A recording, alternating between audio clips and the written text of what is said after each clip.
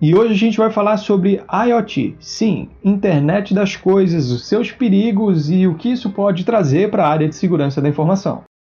Antes de começarmos, precisamos entender o que é uma IoT. A IoT, ou Internet das Coisas, consiste em produtos inteligentes e conectados. Deve haver componentes físicos com partes elétricas e mecânicas. Exige ainda componentes inteligentes, capazes de executar ações a partir da análise dos dados obtidos, sem precisar de uma intervenção humana. São exemplos desses componentes os sensores, controladores, microprocessadores, softwares e sistemas operacionais embarcados. Necessita também de uma conectividade com a internet e outros sistemas, utilizando portas de conexão, antenas, protocolos para comunicação com fio ou sem fio. Bem, como vocês já devem imaginar, a Internet das Coisas é uma nova tecnologia, um novo conceito quase que imparável. Ele vai crescer assim como as criptomoedas estão crescendo e não vai regredir. Quanto mais o tempo passa, mais a gente vai falar e usar algo relacionado à IoT. Hoje, a IoT está em constante crescimento e aqui no Brasil, como demora um pouquinho para as tecnologias chegarem, mesmo com a globalização e etc., a IoT vai demorar um pouco mais para aparecer no cotidiano do brasileiro. A IoT é muito usada nos dias de hoje em residências, indústrias, comércios e em cidades. Ela trouxe muitos benefícios para o mundo, voltado para o lado profissional ou para o lazer. Hoje em dia, temos muitas empresas que usam a IoT. Uma delas é a Amazon, que usa nos seus dispositivos Alexa, que é uma assistente virtual. A Alexa te permite fazer compras, comandos da casa, informar as notícias do mundo, responder perguntas, além de ser um amplificador sonoro. Ela consegue até pedir um Uber para você. O mundo inteiro começou a usar a IoT. Já os produtos da Casa Inteligente te permitem fazer diversas funções da casa usando um aparelho ou uma assistente virtual. Todos esses aparelhos são conectados à IoT, como a geladeira inteligente que pode verificar quais produtos estão faltando nela e fazer as compras online por você. Além da geladeira, existem as lâmpadas, televisões, portas e uma infinita opção de produtos. A empresa Tesla Motors, que é especializada na criação de carros elétricos, usa a IoT para a recarga de combustível elétrico, na navegação virtual nos aparelhos dentro do carro e na condução automática. Mas o que já está acontecendo é um grande problema na parte de segurança relacionado à IoT, já que não existe um protocolo de segurança específico para esse tipo de tecnologia. Ainda hoje, não foi desenvolvido nenhum protocolo de segurança padrão para a internet das coisas, ou seja, cada fabricante desenvolve uma criptografia e um protocolo de segurança. Vamos dar um exemplo aqui. A Samsung vai lá e desenvolve um micro-ondas inteligente, que envia as notificações para você via o smartphone, via Bluetooth, por exemplo. Esse micro-ondas ele vai ter uma criptografia e vai ter uma segurança desenvolvida pela empresa.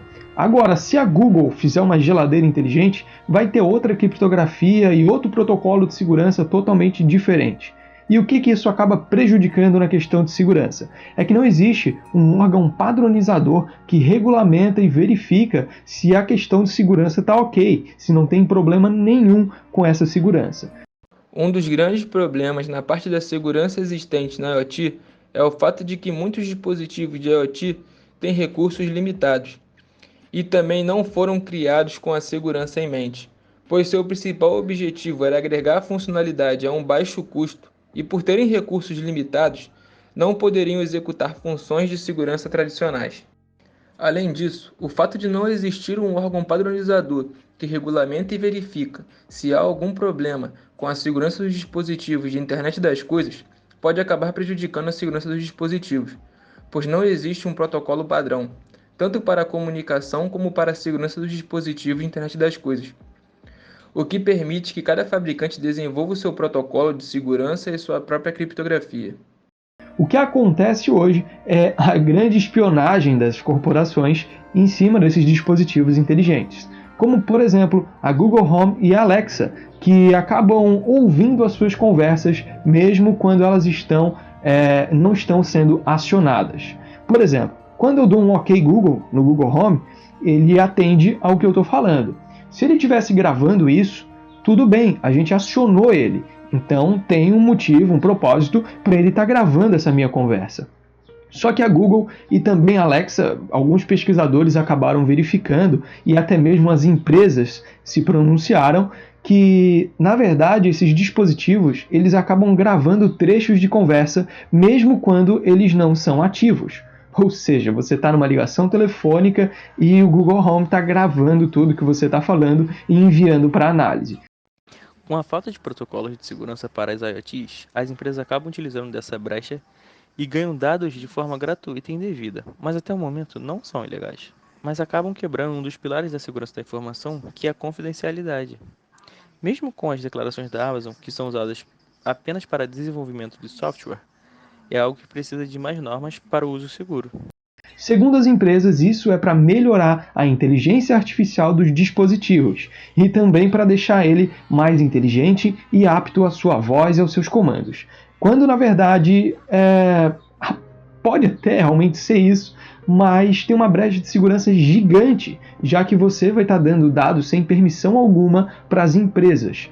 A Google disse que os funcionários que verificam esses áudios não conseguem vincular o áudio ao usuário. Ou seja, se o Google Home verificar o que eu estou falando e chegar lá na análise e desenvolvimento da inteligência artificial, o colaborador deles não vai conseguir ligar o áudio ao meu usuário. Será totalmente anônimo, entre aspas. Mas é claro que isso não tem como a gente dizer se acontece de verdade ou não. A gente está confiando na empresa. Como também a gente estava confiando em comprar um produto deles que na verdade escuta tudo que a gente está falando e que não foi citado em nenhum momento da compra e não está descrito em lugar nenhum do produto. Isso só foi divulgado oficialmente porque pesquisadores encontraram essa informação fazendo investigações na Alexa e no Google Home. Isso é tão perigoso, mas tão perigoso, que assusta os pesquisadores de segurança da informação e alguns usuários convencionais. Mas beleza, tudo bem, o Google Home e o Alexa já foram descobertos. Mas e o nosso celular? E o nosso computador? Será que não acontece a mesma coisa com eles? Ok, tudo bem, a gente está falando de assistentes pessoais, beleza? Mas daqui a pouco os assistentes pessoais vão estar em todos os dispositivos. Agora, voltando ao termo IoT realmente, vamos falar sobre uma geladeira inteligente, por exemplo. Essa geladeira inteligente, ela verifica com o scanner tudo que tem dentro dela, e se ela vê, por exemplo, que está faltando ovo, ela compra automaticamente via internet. Ela tem as configurações do seu cartão de crédito, tem a configuração do seu site preferencial para fazer a compra, e quando ela vê assim, tá faltando ovo, ela está configurada automaticamente para ir lá no site e comprar mais ovo. É um exemplo básico. Com o desenvolvimento da IoT, o uso de recursos inteligentes começou a ser algo muito mais comum na vida das pessoas. Um grande exemplo disso é a utilização de dispositivos que auxiliam e facilitam no nosso cotidiano. Mas para que isso aconteça e cresça cada vez mais, tem que trazer segurança ao cliente ou usuário que suas informações estão sendo protegidas contra ataques e falhas, através de protocolos que garantem a confiabilidade, autenticidade e disponibilidade de suas informações. Mas agora vamos lá. E se essa sua geladeira for hackeada? Já que ela não tem um protocolo padrão, foi um protocolo desenvolvido pela empresa fabricante e ninguém certifica que esse protocolo é seguro, certo? Se essa sua geladeira for hackeada, a gente tem alguns perigos. Primeiro, o invasor vai conseguir ver toda a sua base alimentar. Esse é, eu acho que, o menor risco, mas ele consegue verificar toda a sua base alimentar. Se ele vê, por exemplo, que tem comida sem glúten, ele vai ter a informação de que você é alérgico a glúten, por exemplo. Agora, ele pode roubar todas as suas informações que estão configuradas lá naquela geladeira, como os dados do cartão de crédito e o site preferencial que você compra, já que está pré-configurado lá nela, né? E ele também pode interceptar essas informações e acabar fazendo compra para ele e não para você, através mesmo da sua geladeira. Ele não precisa roubar especificamente os seus dados para isso. Ele vai lá na geladeira e faz uma compra, só muda o endereço de entrega, por exemplo. Esse é um exemplo básico da geladeira, mas é claro que o IoT está em tudo quanto é lugar. Hoje, a gente utiliza no nosso corpo dispositivos com inteligência artificial, no caso, com o termo Internet das Coisas. Como, por exemplo, os smartwatches inteligentes que a gente já está usando, os tênis inteligentes que já existem e outras vestimentas diversas que já estão no mercado. Então hoje a gente veste IoT. a gente consome IoT e daqui a pouco a gente vai morar num ambiente cheio de IoT e cheio de perigos. Se a sua fechadura, por exemplo, é uma fechadura inteligente e alguém hackeá-la, essa pessoa já está dentro da sua casa. Essa pessoa compra coisas através da sua geladeira e te espiona através das suas câmeras de segurança que estão espalhadas por aí. Bem, se ninguém toma nenhuma providência, as coisas podem ficar um tanto quanto complicadas, não é mesmo? Mas é isso, esse é só meu ponto de vista e a minha análise quanto à segurança da internet das coisas. A IoT é baseada na captura de transmissões de dados para serem tratados, ou seja, todos os dados trafegam na rede por ondas de sinal, com poucos protocolos de segurança.